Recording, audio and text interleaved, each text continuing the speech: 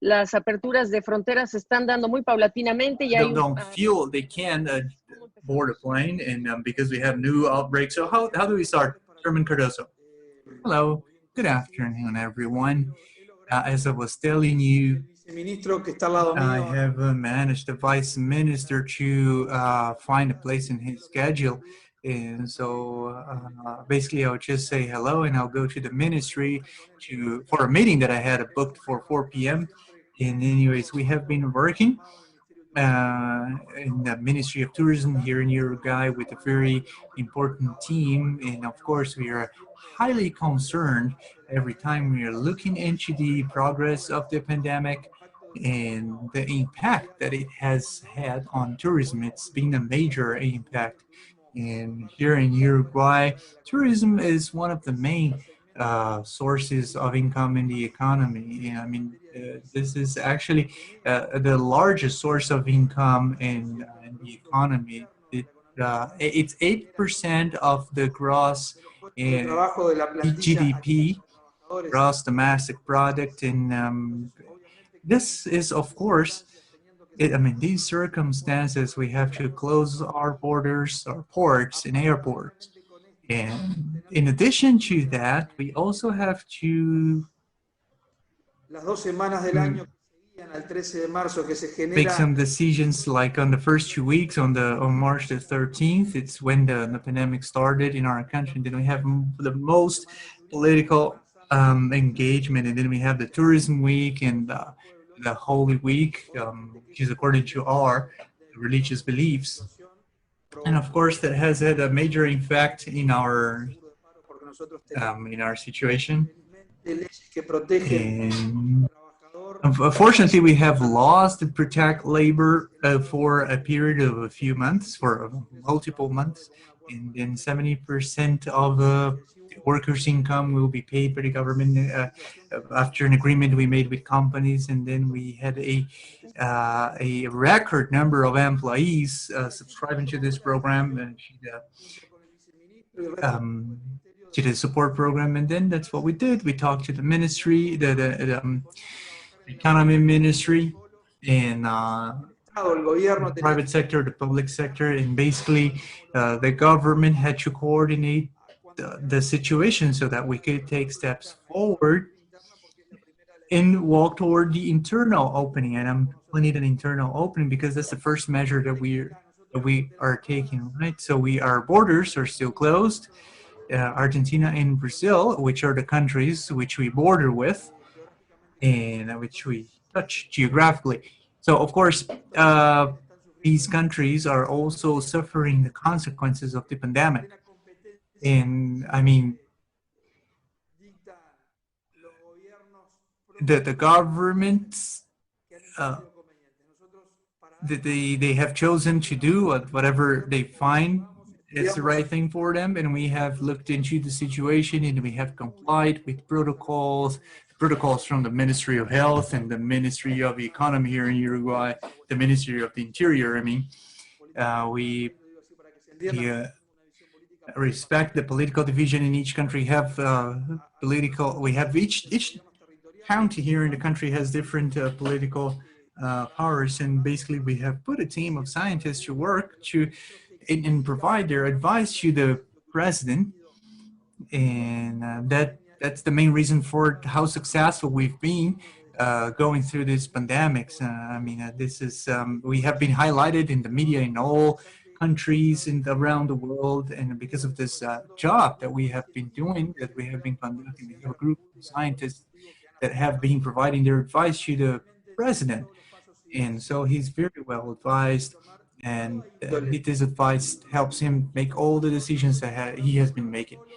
And basically that's how we have been drawing up the protocols and working on the reopening plans for the economy. And as I said before, first, the state needed to coordinate and take the lead,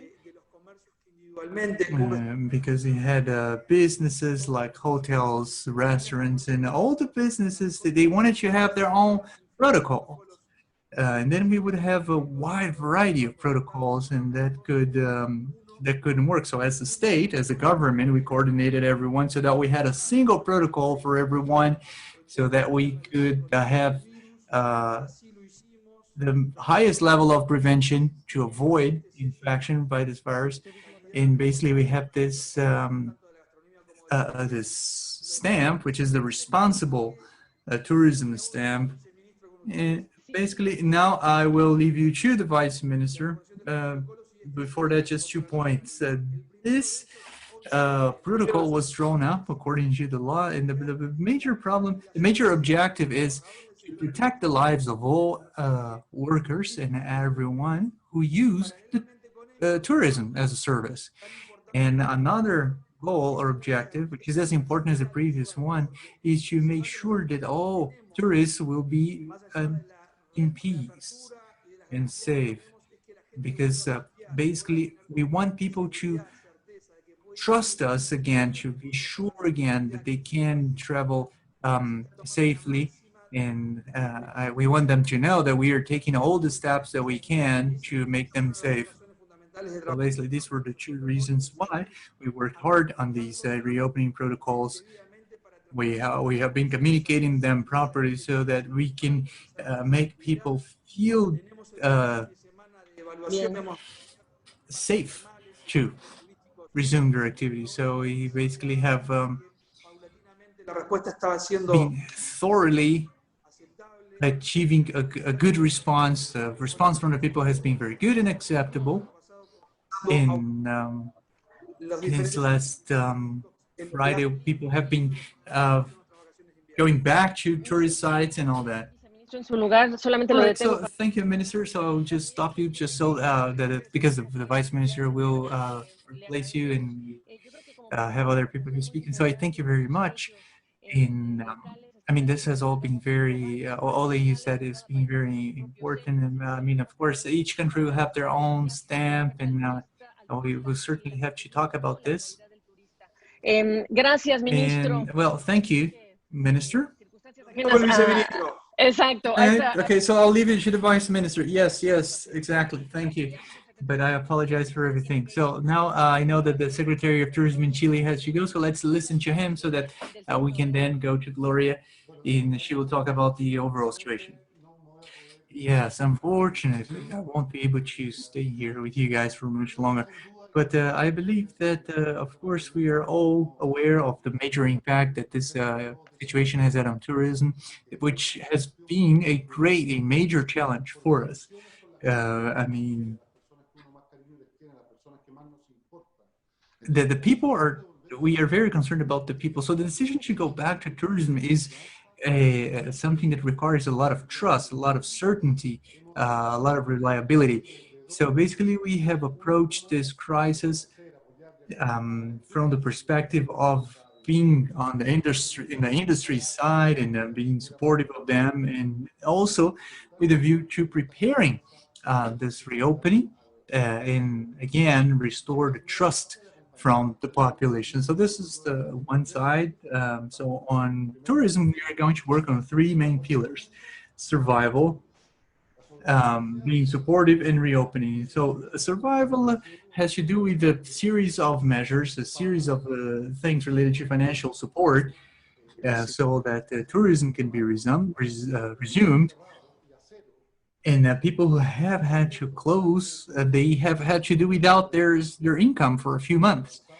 And this is why we have launched a program that focuses exclusively on tourism businesses, so that these businesses won't have to compete for this financial support. So we have been working on that, and we are taking this time, we're taking the opportunity of this time to work toward the next few challenges. So for the opening, basically we have 2 upcoming challenges. First, what will the new tourists be like? Like, what will their heart be like? What will be their new demands? What should they focus on? So what kind of experience will they look for? And basically we have a series of training sessions that we have provided to business owners that will take it to this digitalization process so that we can have an increasingly lower number of employees, so that people can, we are focusing also on the smallest businesses. This has been very important, and I would like to congratulate the entrepreneurship of tourism businesses, because they have shown incredible energy to keep connecting and accessing different sources of information so that they can be at par with the new challenges, or up to the new challenges that will face the tourism industry. And we will also implement the health protocols, because in addition to resume tourism, which is completely shut down at the moment, the reopening will take place in a more harmful scenario. So we will have limitations, we will have specific protocols we were used to welcoming people from all around the world, and now we will have to make something that's appealing to the Chilean people only. So basically, the restart will take place in a more difficult scenario, and this is why we will work on these new protocols. We've been discussing everything. We have been monitoring this implementation, because it takes us to the first step. The first step, which is the actual reopening, that will demand from us to be able to keep and maintain these measures, these new measures, for a period of time. Unfortunately, the way back is as difficult, or even more difficult, than what we have been through already. So when we take a step back, we have to go step by step. We cannot just go all the way back to the way things were. So we need a sustainable way back, and that's going to be essential for us. And these are the three pillars that we're going to work on. And someone was telling me about this, about the future. So it's very important that we can become reliable to tourism, so that people know that when they come here, they know that things are being done well, and they are being done different from other countries. So basically, first, we have to share this message with the tourism operators, because people who will advertise our tourism in Peru, Chile, and Argentina, we have to be able to tell them, look, we will have similar criteria, because if protocols are more efficient or more difficult in one country versus another, then we'll have a more difficult situation. That's why that we, as a country, we will be leading the safety group in the World Tourism Organization. We have asked all countries in our area to share their protocols with us. And we are going to hire specialists so that we can reach the best practice for all the countries, so that somehow we can be standardized. And in that, to that point, I also I would like to welcome Lola here, because her support has been very important for us. We think that this initiative to create, this stamp and the safety stamp, this is also going to be a major help for us, a major contribution, and that will require a good work with the private sector and the public sector. And I mean, we have all been affected, but I'm sure that we will move forward and overcome this. Secretary, before you go, we have other stamps and other protocols. This is another one that you have brought to the table. You are talking about the World Tourism Organization. So you can tell us about the OEA protocols.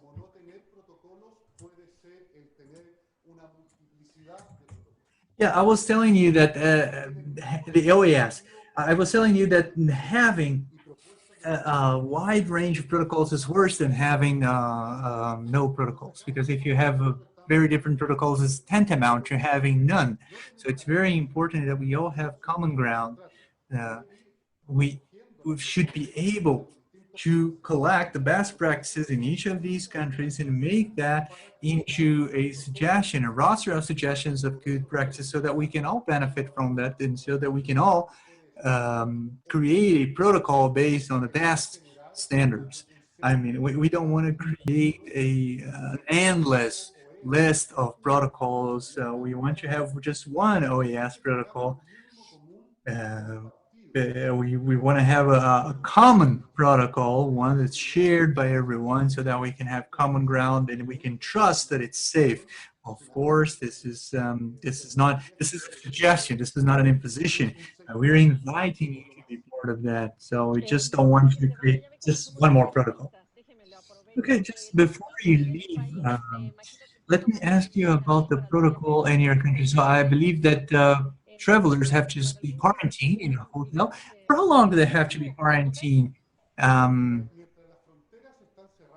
Well, while our borders are closed, anyone who enters Chile for some reason, or if they go back to Chile because they reside in Chile, or if they have to go to Chile for emergential reasons, they have to be quarantined for a period of time, because we are aware that once we open our borders, if we cannot tell tourists that they will have to be closed down for 14 first days of vacation, right? I mean, that would be awful.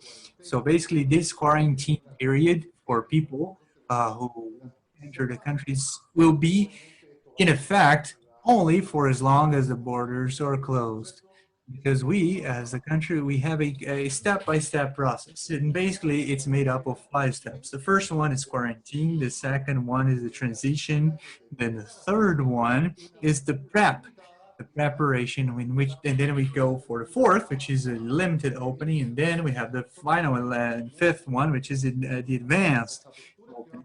So during the first and the second steps, the opening is very limited, very restricted, and basically we're doing well. If we compare ourselves to other countries, we're going more slowly. I mean, this compulsory quarantine period looks exaggerated, but it's a global measure. You know, it's not only us, while the borders are closed. Okay, I know you have to go, but when are you going to open your borders? Well, if I did have the answer for that question, then I wouldn't be sitting here on this table, you see, at this table. I mean, one of the things, one of the hardest issues that we have, because we are undergoing a health crisis, we are also undergoing an internal crisis, because it's impossible to have certainty at this time. I mean, we know nothing, no one knows anything. And we have areas in the country who are in the first step, and areas in the country that are in the fourth step. So basically, we'll take measures according to what we need, geared to our needs, and but unfortunately, we don't have any certainty. Secretario, le agradezco mucho. Right. Thank you so very much, Subsecretary, for all your explanations. And I know that you have to leave, but I wouldn't like you to leave before saying a few words. We will have the opportunity to debate these topics, because it's very important to make things very clear for tourists. But I would like to start by again welcoming you all. And now we are live worldwide, and Gloria will start talking about the situation. We are talking about the recovery, Gloria. So please go ahead with your presentation. All right, thank you very much. And thank you, all you ministers, everyone who is here attending this meeting, ministers and vice ministers. I have here a quick presentation I'd like to share with you. As you know, as you all know, as you ministers know, WTTC represents the global private sector. We have hundreds of business owners, so we are representing the entire industry, not only airports, airlines. So we are representing the entire industry We have people in Europe, in Asia, in Americas, and our CEO is Christopher Naceta from the CEO for Hilton. And here you can see a few pictures. And next, I would like very quickly to go through this slide. In addition to doing that, we do a lot of market research. So we can see the economic impact on tourism. If you see the chart at the bottom, you can see the gray line at the bottom. This is the growth of the economy. And the green one represents the evolution of tourism. So you can see that tourism has grown further than the economy, 40% more than the economy last year. In this area, we have contributed to world tourism by 10%. That's 40 million jobs. And the most relevant number here, the most relevant figure, is that 1 out of every 4 jobs created in all industry, in all sectors over the past 5 years actually stem from tourism. So here you can see the panorama, the domestic and the international. And here you can see Latin America scenario. Latin America is 8% of the GDP and tourism in the world. And as you can see, what's the effect of COVID? So when we started discussing this, we talked about 50 million jobs, and now we actually have 121 million jobs affected by the crisis, and that's almost more than 5,000 American dollars. And unfortunately, these figures can become even worse if we don't coordinate things well, if we don't fix things, if the private and the public sectors in our country don't coordinate. So there is a major risk of being a loss. And I mean, we have this these figures here. So we have 19 million jobs affected in Latin America. So for the next slides, very quickly, this right now, these are the countries. When all the countries are ready to open, we can have 1 million new travelers, which can have a direct impact on these countries' GDP. So, for example, in America, that would represent a 1.6 billion impact in the Americas. So the next slide, please. So about our market research, basically market research, we like learning from the past, and we have gone through 90 different crises over the last 20 years. So what were our mistakes and what did we do right over these times? So just like the ministers have talked about, the first point is we have to learn from what we learned from September the 11th. So basically that crisis lasted 4.5 years, and each country had a different protocol, and that was a mistake. So for example, for screening, for airport screening, each country had their own rules, and unfortunately that was not coordinated with the private sector, which had a major impact on travelers' confidence.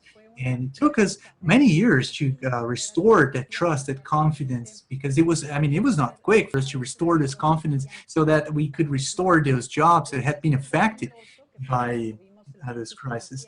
And that was different from 2008, when the financial crisis had a much greater impact. But then we recovered much faster in a few months. It was faster because we worked in a more coordinated way, in a different way. The private and the public sector, they knew exactly what to do.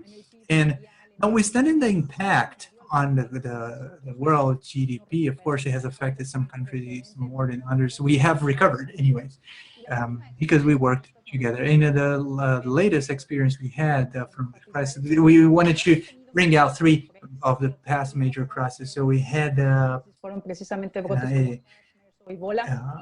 some of them, they had to do with SARS, MERS, Ebola, so there were some health crises. And then we managed to recover without a vaccine. And why is it? Because we managed to create different protocols. Of course, in this case, things are more complicated because we have a lot of symptomatic patients. But from our standpoint, we are proposing 4 main points to recover this market. And this is something I would like us to discuss over the next few months. So basically, the first one is coordination, collaboration between public and the private sector. This is essential in Latin America. When we open our borders, we need to have good communication with the private sector in between countries.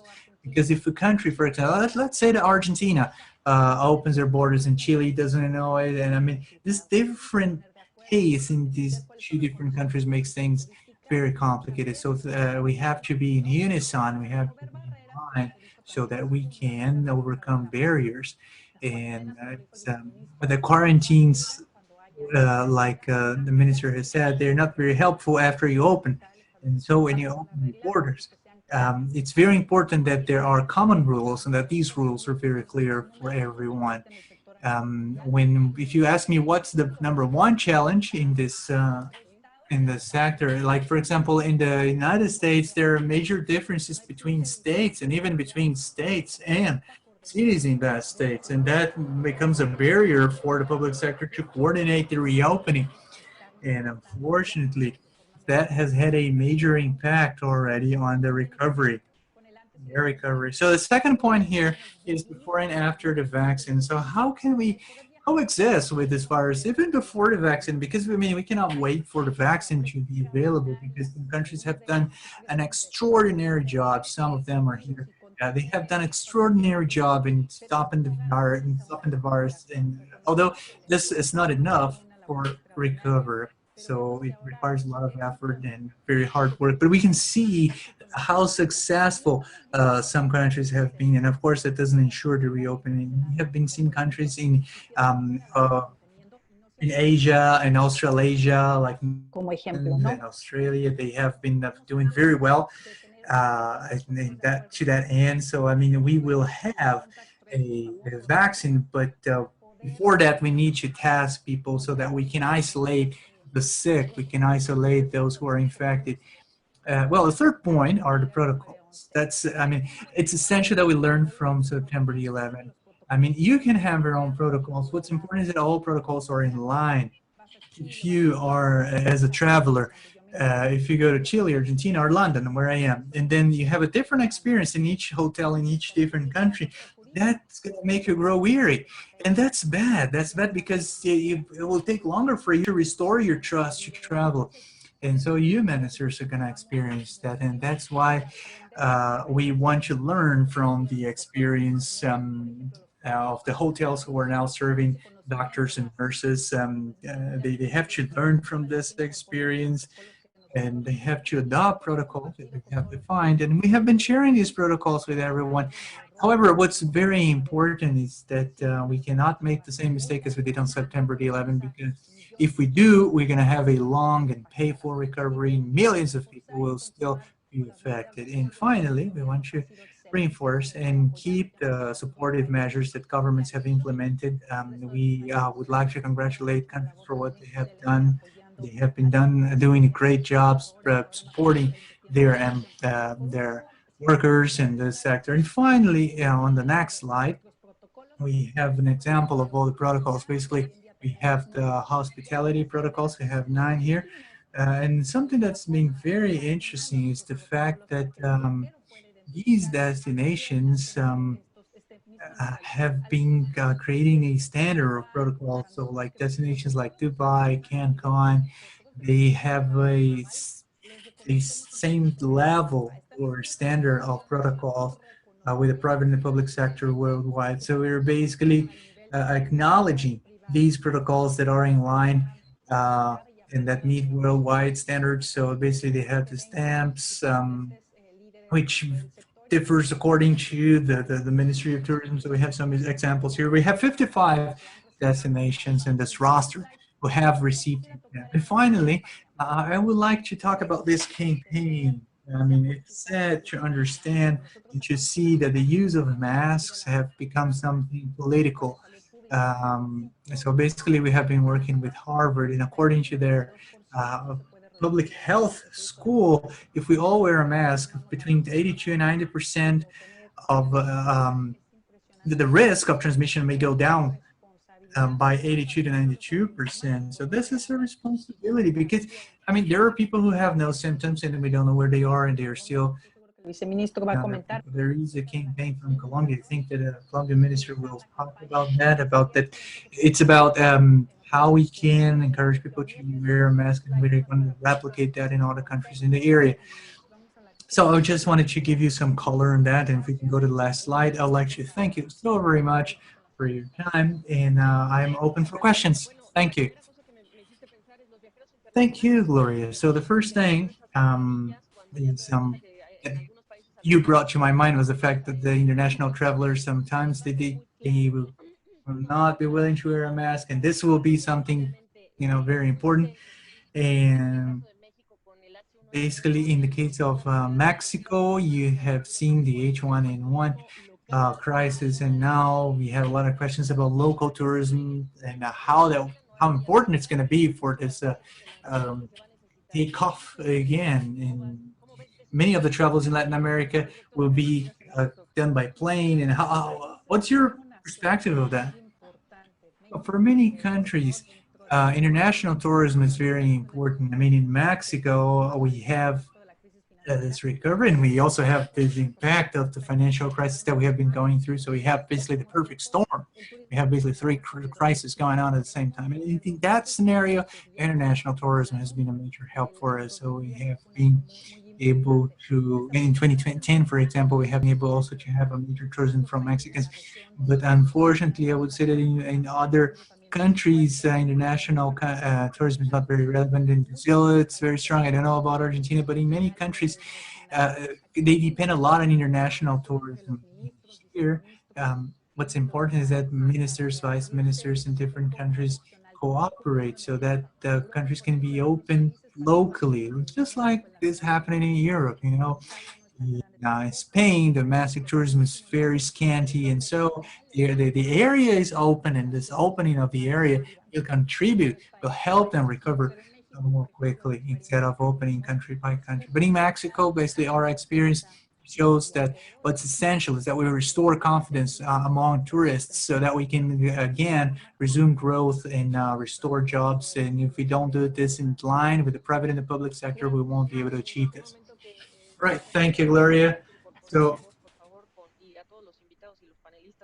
please feel free to, intervene at any time, and the same for you guys, you ministers. And now I would like to go back to the ministers, like to talk to Ricardo Sosa, who has also been waiting. He's a minister in Argentina. In Argentina, commercial flights are suspended until September so that you guys can avoid or prevent the dissemination of the virus. And then basically the reopening deadline is September the 1st. And I'd like you to say a few words about this reopening. Yes, the aviation authorities have come to the conclusion that international flights in Argentina can be resumed as of September 1st. And basically the trend in the federal government regarding the normalization of the Argentinian tourism system has been pointing to this date. And basically what we need to have in mind regarding, we have to mind the situation of the country. So September the 1st is the date that we have set for the resumption of the flights. Basically regarding some other countries are already talking to each other so that they can establish bilateral agreements or multilateral agreements so that we can decide which countries we will open our borders to. And to that end, during this time, basically what we have been doing in the Argentinian Republic is working on different scenarios. First, we have our international positioning, and we also have in mind, as you know, that in many countries, people have been closed down in their homes for a few months. And I mean, now we have a lot of negative information bombarding them regarding the pandemic. And basically, we have been doing a very strong, we have been working hard on efforts in order to reach people digitally. And we have been talking to businesses, we have been talking to airlines and business owners, WTTC. We have been working toward creating good information. We've been working together with other people so that we can create, we can know what everyone's routine has been like. And basically in Argentina, we have been working in the private sector, in the Ministry of Tourism. We have been working on establishing multiple protocols that have already been published. and we have protocols for hospitality, for restaurants and food industries, and for service providers, for travel agencies, as well as business tourism. And basically, the 35 airports in Argentina, they already have their health protocols. In companies like Aerolíneas Argentina, which is the flagship airline for the Argentinian Republic, also has their protocols, and the Civil Aviation Agency is also organizing things so that we can translate these protocols into French, English, and Portuguese, and so that we can resume flights very soon. So basically, what we have been doing here in Argentina is create a practical guide for tourism, a health guide for tourism. And just like Jose Luis was saying in the beginning, when a country, when a tourist arrives in Argentina, they don't uh, have to study a guide to know what they can do and what and where they can go. You know, it's important that we publish this guide in multiple languages, a practical health guide, so that the people who come to Argentina, they are aware of their rights and responsibilities, and so that they know what they have to do when they arrive at the airport, so when they board a shuttle, so they know that everything they have to do when they arrive at a hotel, and when they talk to a service provider during excursion, or when they go to a national park. So all of that will be part of this health guide that we will also let you guys know when it's ready. Um, and this is extremely important so that it's easy for tourists to be able to arrive here, so that they know everything they have to do in order to protect their health. So basically, I think I answered your question, did I? Yeah, but it's just something I'm actually getting very insight in about this public and private sector coordination, and we see how important this is. Yes, yes, this is right. So if you can tell me about these protocols, what about your talks with neighboring countries? Well, the first thing you have to do is coordinate the private sector in your own country so that you can have your internal protocols, because you have to have in mind that each country has a unique situation and each country is different from the other.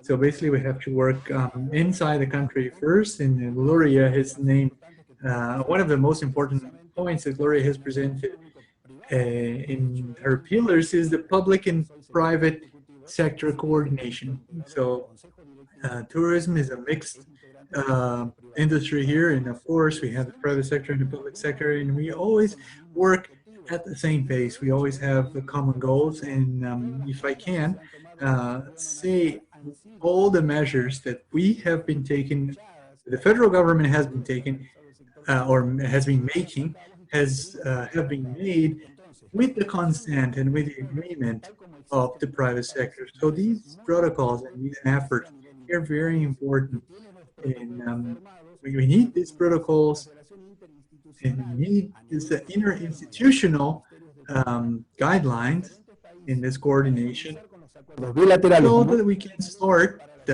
bilateral talks with other countries, so that we can come up with international protocols. We have been talking to the marketing department of the tourism ministry in Chile. We have also been talking to the tourism authorities in Colombia.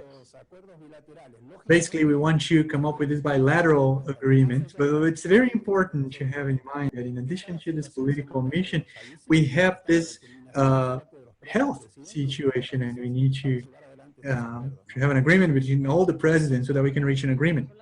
Okay. Yes, of course, of course. Thank you so very much, Mr. Secretary. Now, Vice Minister Guerrero from Colombia, how are you doing? And tell me about the situation there. Hello, good afternoon, good evening to some of you, Gloria, Gabriela, hello, Vice Ministers and everyone who's watching us. And to be honest with you, the key word here is only one, and the key word is trust, confidence. Each of the measures and the steps we take have to be focused on restoring trust and confidence. There would be nothing worse than for the then a total ban on tourism activities for months and weeks. And although some activities are allowed to continue, the demand is so low that it feels like all countries are in lockdown. So basically, the key word, the key point here is the protocols. Many of you have already talked about these protocols and have seen multiple types of certificates. I'm not going to talk about the initiatives I have seen in other countries, but basically, I will tell you about the path that Colombia has chosen. Basically, we want to restore the level of confidence in this industry. We have been doing that by certifying businesses via conformity assessment bodies, and we have them in all around the world. And the idea is to facilitate an international standard. Here, I'm talking about agencies like Liberitas, like Ryland, like ASER, like and many others that exist all around the world. And basically, they want to engender a high level of trust so that, and this is not a government initiative, this is driven by tourism experts here in Colombia. We have 5 agencies that are certified by the International Accreditation Agency, which is international, which is worldwide. And at the moment, we have more than 200 applications. And we already have the first Colombian airline certified in these protocols. So basically, we are ready to support any initiative toward unification, common ground in terms of protocols. Because if a country has very high standards, whereas another has very low standards, that's not enough for international travelers to restore their trust. So by means of a group of authorities in Latin America and with Inter-American Development Bank, we have been trying to facilitate this common denominator for safety. And I think that that's something that can be complemented by other types of initiatives that includes WTTC. Last week, we've seen a very interesting initiative, the Commons Project, or the Common Pass for Traveling. So this is essential. And of course, that needs a major boost in promotion. We all know that everything will start with the advertisement of domestic tourism, but I would just like to raise some flags here. It would be a mistake if all countries forsaken their international tourism, which is the higher added value tourism. I mean, of course, now we have to focus on domestic tourism, but what's important is that we don't forsaken the demand for international tourism. We have to open our borders, especially in the interregional tourism, which is something we can strengthen right now. All right, Ms. Vice Minister, would you say that this new tourists, would you say there is a new type of tourists that have different demands? And what about the post-COVID scenario? What will the new international tourism be like? Who will be the tourists and what would it be like? Well, I don't like to talk about the restoration of tourism, because when you restore something, you go back to what you lost, right? I mean, I had a watch, I lost it, and now if I recover it, it's going to be the same as the one I lost, right? So basically, I don't want to recover the industry, because that would be missing a great opportunity, because this tragedy is a great opportunity for us to improve our tourism sector even further than what we had in the past. So that demands reinvention, reactivation, recreation. And then we have one essential element for that, and that element is sustainability. There is a trend, I mean, there's something that's going to change and change paradigms in all tourism sectors around the world, that thing is sustainability. So we need to be responsible with the future philanthropic generations. They love nature, and of course, that should be the driver, the main driver. But it's not only about that. That's a key element, another element is competitivity, competitiveness. The other day we were celebrating the World Economic Day, and then during the celebration, I heard a very important sentence: sustainability is the new normal. And this is something that we need to do. I mean, and what have we been doing in Colombia? We are about to issue the first policy of the sustainable tourism, and we are implementing the legal scenario so that we can have a sustainable type of tourism that will take into account climate change, non-conventional sources of energy, the administration of water resources, the preservation of the environment. So we have been focusing on major debates around sustainability all around the world, and we are the one the only two countries in the tourism committee, the OECD, and we're also part of this coalition called the Future of Tourism Coalition. So maybe this is one of the most important organizations in terms of tourism sustainability. It works toward a post-COVID in the future tourism industry that's much better than what we have. Thank you. Thank you for describing this post-COVID tourists that we will have and these other values that revolve around them. And well, right now, I will talk to the Ministry of Tourism from Paraguay, Sofia Montiel. How are you? And thank you for being here today. Well, Paraguay and Uruguay, we could say are the most successful countries in stopping COVID in our area by closing their borders and stopping non-essential services. And so for starters, you can tell us about these protocols. Gracias, Gloria, a todos. Good afternoon. Thank you very much, Gabriela, and everyone who's here in this panel. Yes, Paraguay, from the very beginning of the pandemic, from the very first day when the virus showed, we have implemented health measures that at first seemed harsh. They were necessary to stop the pandemic. And that's what enables us today to talk about controlled pandemics, to talk about the possibility of working on marketing this idea of a safe destination health-wise. We have also worked on protocols. We have also debated the issue with the private sector. And we can say that we have this certification for the hospitality and gastronomy services, in eating services, and also for other industries, other businesses in the tourism industry. And we are working toward certifying our country as a safe traveler destination, so that we can work on these health measures and the international health measures, which will add value to our international advertisement. We have five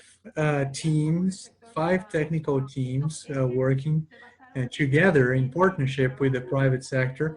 They're focusing exclusively on the health axles, so to say.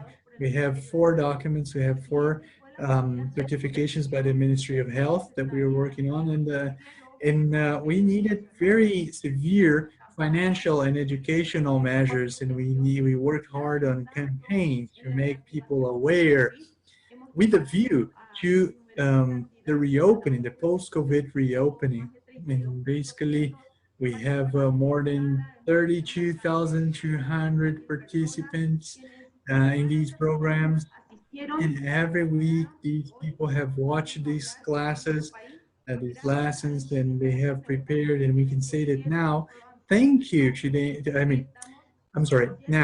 to the implementation of a safe and intelligent quarantine, we have been able to preserve ourselves, and now we will be able to resume tourism activities. We're very optimistic, we're very hopeful, and this reactivation, this reopening will enable us to reactivate all the value chain, everything that adds value to the sector, but very responsibly and with a high level of awareness, which will enable us to restore international trust and confidence, so that we can again establish a connection and start promoting our tourism internet or regionally. For us, it's essential that we work in this reopening only with countries like Uruguay. We have been talking to the Ministry of Tourism about reopening our borders to them. Ir viendo otros mecanismos And we are also considering other mechanisms in order to open our borders regionally.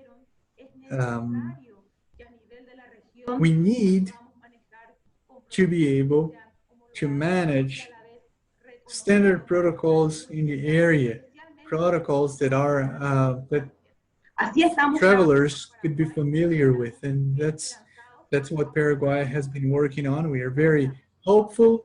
We are looking forward to this opening, and we're doing this in a very responsible way. Just like one of the ministers said here, it's all about restoring trust.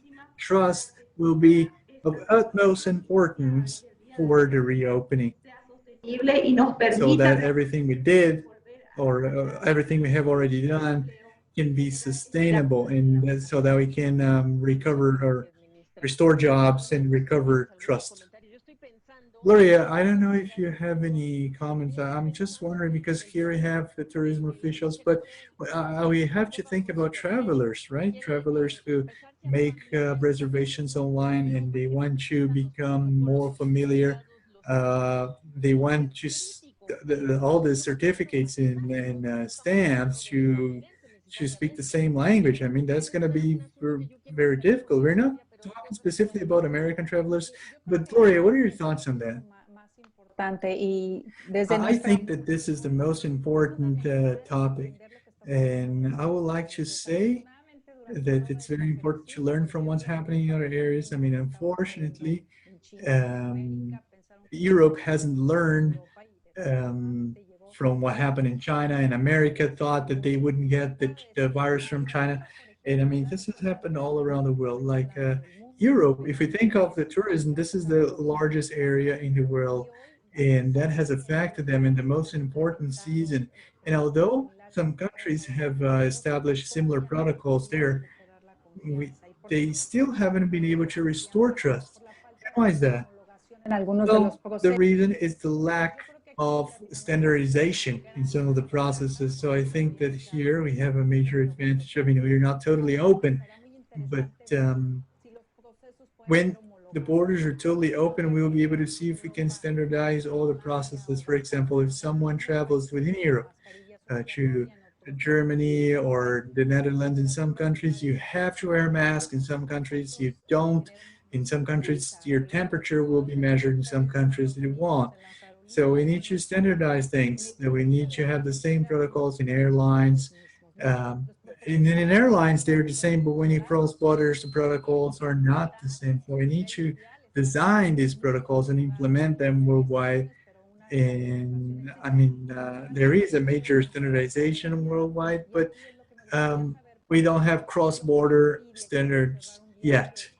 So, for example, if I want to travel to Latin America today, it's not clear what's open, what's not open, what countries you have to wear masks and what countries you don't, what countries your temperature is measured and what countries it isn't. And that creates a lot of skepticism among travelers, and that has been affected Europe, that has been dragging their recovery, and that's in the most important season of the year.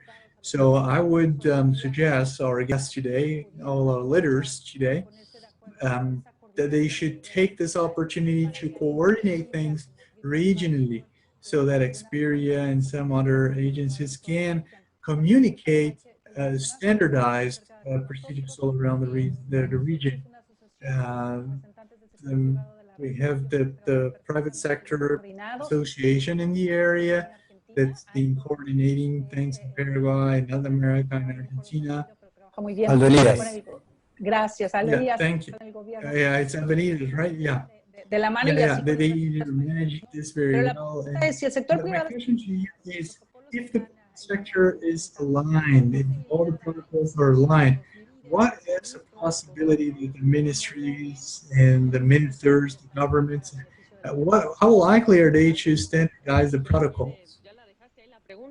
Good, good. So this is a good question. So does anyone want to answer that question? Yeah, I'm totally in agreement with what Gloria has said. I'd like to ratify actually what she said, because we have to keep in mind that the health situation is different in different countries. So we have to make different decisions. For example, we have a date to reopen the economy. It's September the 1st. And this last week, we have been meeting with experts looking into these topics, and we have been talking to the most important entrepreneurs in this sector. We have been looking into this topic. We have been looking into the need. We have been looking into, for example, implementing a PCR testing 48 hours before someone's arrival in Argentina.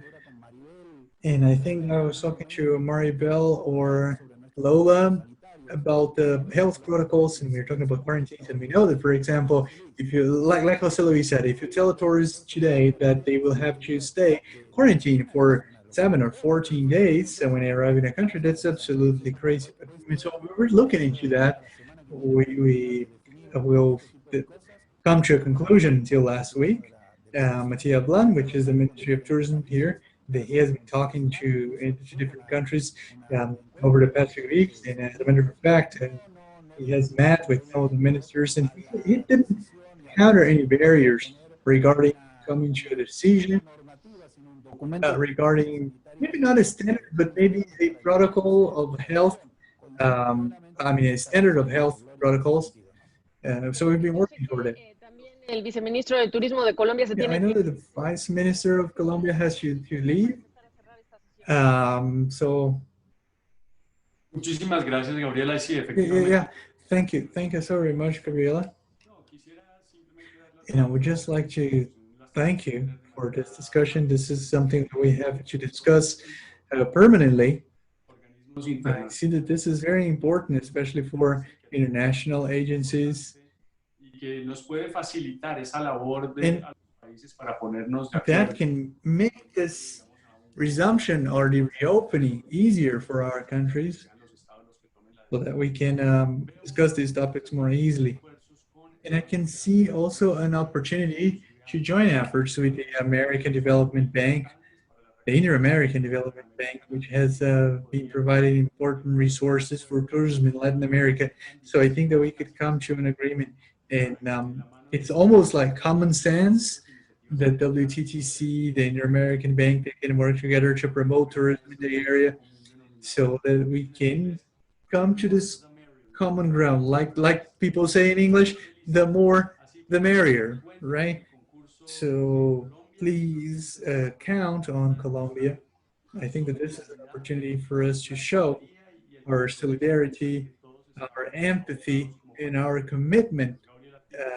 We are all Latin American countries, so I'd like to thank you very much. And just to tell you something, could you share with us the mask campaign that you talked about, so that we can learn more about this message that you're talking about? You're talking about the more the merrier, so it would be very merry to see this campaign.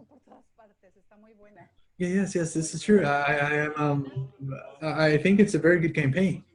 Confidencial ni privilegiada ni nada. Yes, we don't have any confidential information here or anything, so I will share it with you, and everything that we have been doing is available to the whole world.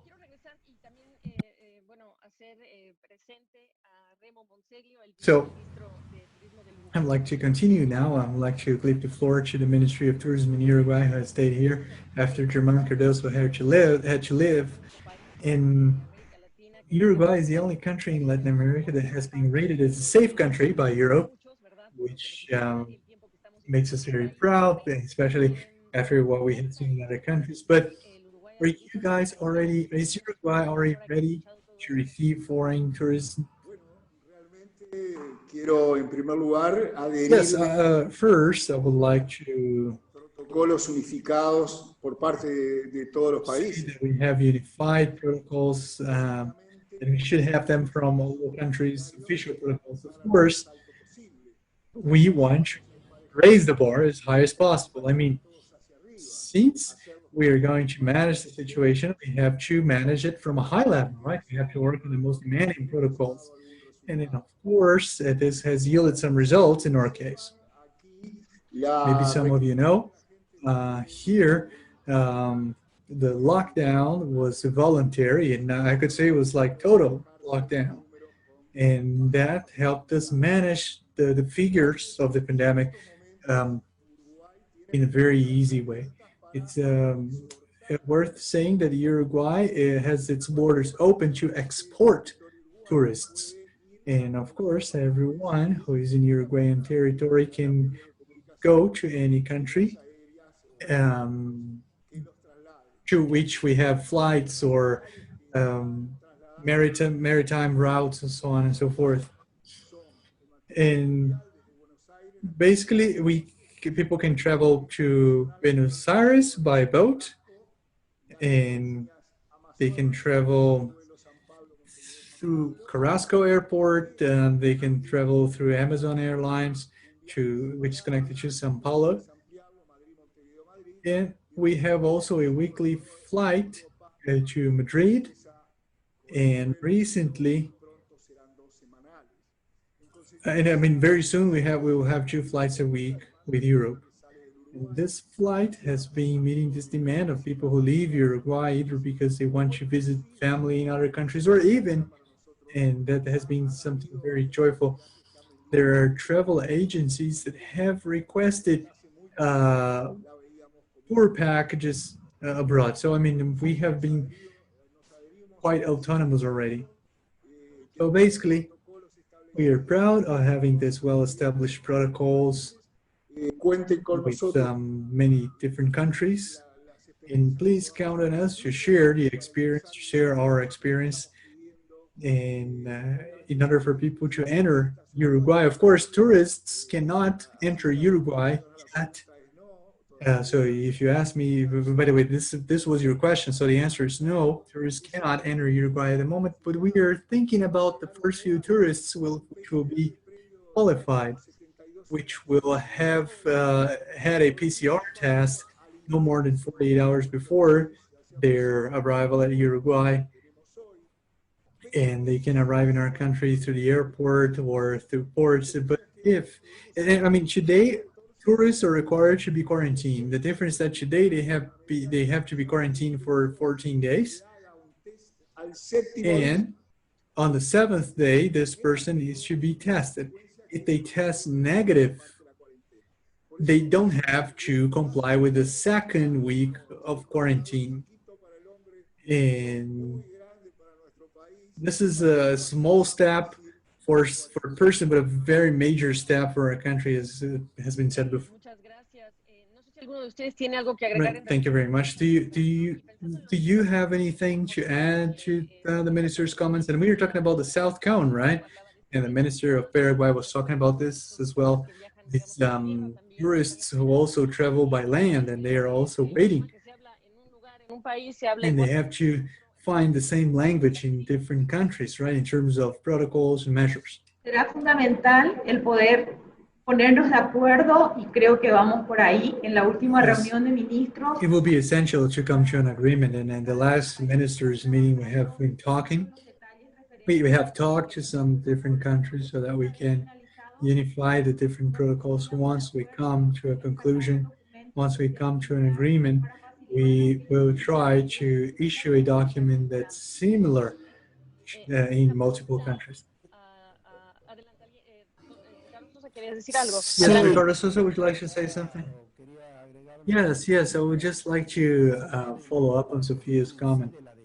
In addition to this decision of coming to an agreement of having all South American ministries and Spanish-speaking ministries coming to an agreement, it's very important to focus on how we're going to approach tourists.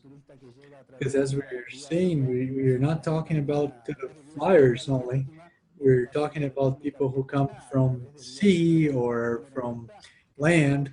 In the case of Argentina, it's important to bring out that we have more than 5,000 kilometers of land borders and have about 30,000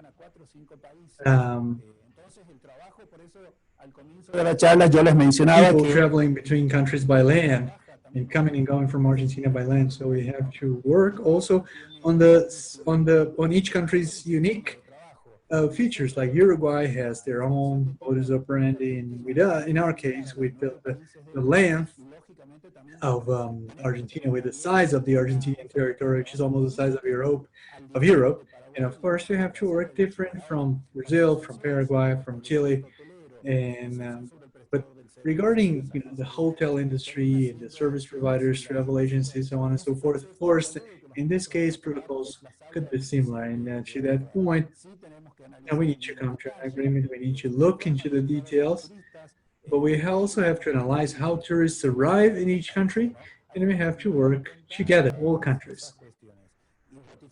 And I would also like to underscore what Remo said about each country's work. Like here in Argentina, 75% of the Argentinian territory, we have only social distancing, and only 35% has gone into lockdown. And in 80% of the Argentinian territory, we don't have many cases of coronaviruses. And so basically, cases are centered around the metropolitan area of Buenos Aires. And in some areas, we have had no deaths, or in some countries we have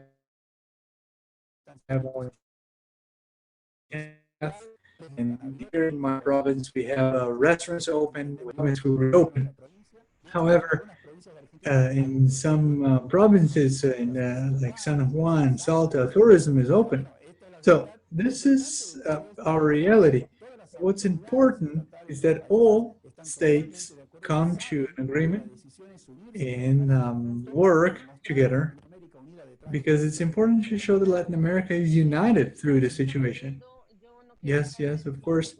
Well, we're about to wrap up, and I would like to ask you for some final words.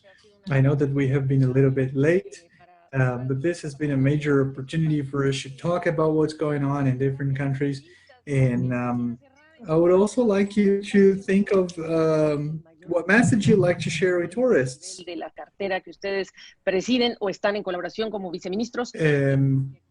So from this point on, if you want, we can start with the Paraguayan minister. You can say your final words, please. Agradecer por esta oportunidad. Yes. Gracias. Above all, I'd like to thank you for this opportunity. Thank you for this space here.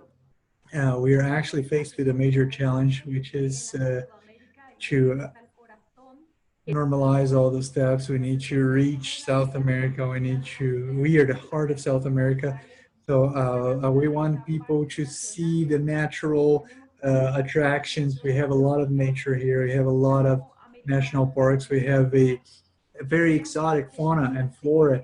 We have here concentrated a lot of the experiences that we can have with exotic animals. You have wonderful landscapes that will certainly linger in your mind. So I'd like to invite you to come and see our ancestral culture, and it will certainly be a pleasure for us to showcase it to you. Thank you. Thank you so very much, Minister. And now, Vice Minister Remo Monzelia.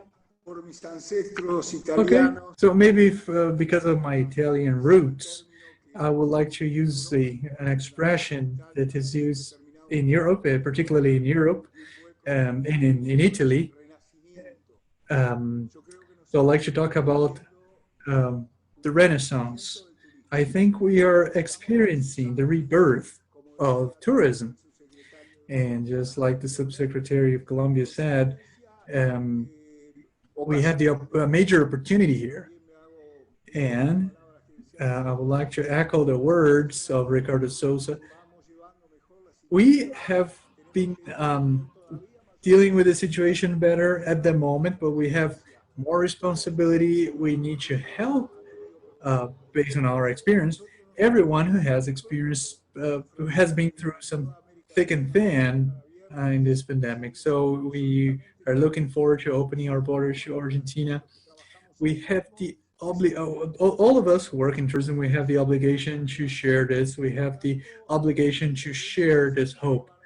Therefore, here you will also find in the Uruguayan people the highest level of affection. So I'd like to thank you all. I'd like to thank all my assistants, all you officials, and whenever you can, you're also welcome here in Uruguay. Thank you. Now, Ricardo Sosa. Well, basically, I will just want to reflect on the fact that the traveling is part of people's lifestyle. Right? For a long time, people have been confined and closed in their homes, and now people want to know. And like in Europe, I mean, people have they want to know when they can leave, and people will be willing to leave. But that will depend on how much trust we can inspire, right? As a country, how much safe we can feel, and we have to bring forward interesting proposals.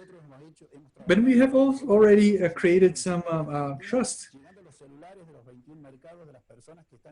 We have been monitoring people here in Argentina, people who have been staying home. So it's very important that, I mean, we're working hard to having our borders open with many countries. And this this pandemic creates a major opportunity for for tourists who are pursuing natural destinations, who want to see nature. So, for example, we have many people here who in the open provinces who are traveling to places where there's a lot of nature. So that's also a major opportunity. But we also have to have in mind that when the vaccine becomes available, when everyone, I mean, we expect everyone to have access to the vaccine, we also have to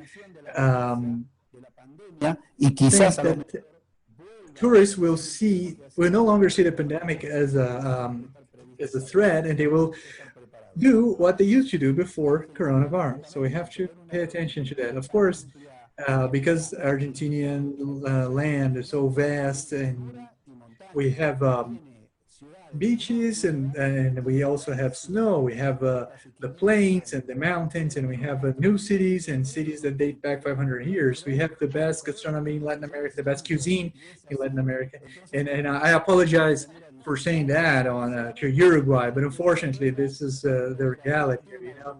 So I hope that people can go to Uruguay, Paraguay, Bolivia, Colombia, to Latin America. But above all, I would like to bring out that I would like to echo this message that all my colleagues had said. Today, Latin America is united, not only in the private sector, but also in the public sector. That's what my colleagues have also said. Thank you very much. Thank you. Thank you.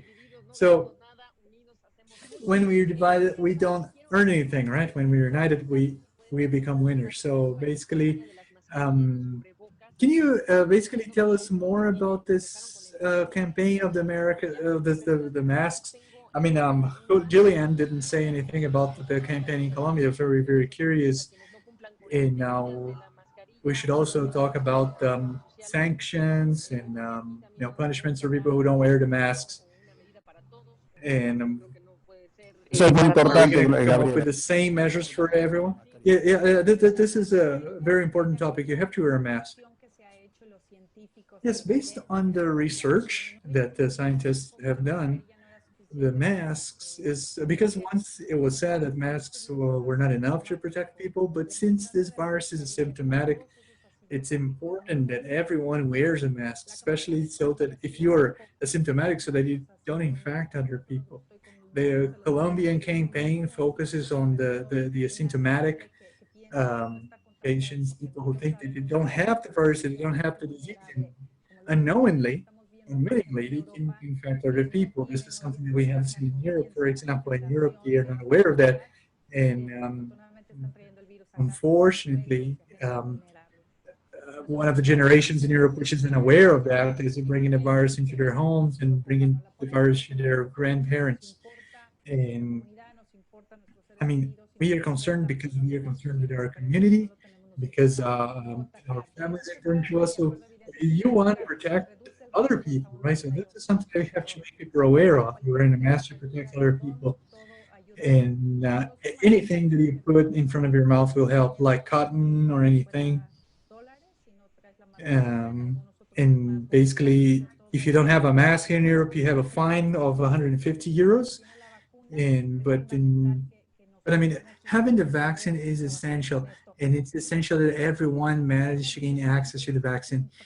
We are experiencing an unprecedented crisis, which requires good coordination and good teamwork, unprecedented teamwork, something as we have never seen before. So this public-private collaboration or cooperation has been essential so that we can drive forward and get out of this crisis and not repeat the mistakes that have been made in the past. So please see in us an ally. So I'd like to thank you very much, and ready to give you support if you need. And we'll be coordinating with you guys so that we can make the way ahead much easier, so that we can learn much more. Thank you very much, Gloria. And TikTok did this experiment in which they got a candle and they got something, and they say, well, put something in front of your mouth, and then you see the difference between trying to putting away the fire or with a mask on and without a mask on. So anyways, I'd like to thank you so very much for all your ideas, for your patience. I apologize for the conditions in the beginning, but unfortunately that was necessary. I am at your disposal. I'd like to wish you great success, and I wish you all coordinate so that we won't be confused anymore, so that we protect our children, so that we protect the elderly, so that we can breathe fresh air and also go out on vacations. Thank you very much.